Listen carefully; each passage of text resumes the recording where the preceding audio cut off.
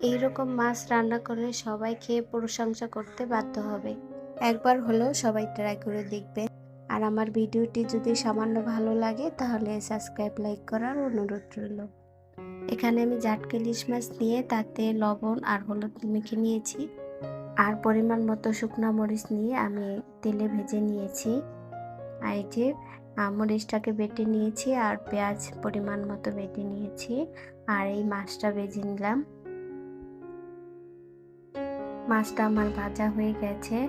এখন তেলের ভিতরে আমি পেঁয়াজ বাটা আর শুকনো মরিচ বাটাকে দিয়ে দেব। দিয়ে ভালো করে কষিয়ে নেব। একটু পরিমাণ মতো লবণ দিয়ে দিব।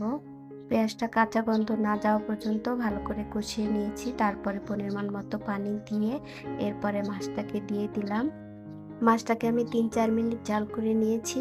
মাছটা আমার হয়ে গেছে। এই যে মাছটা কিন্তু অনেক মজা।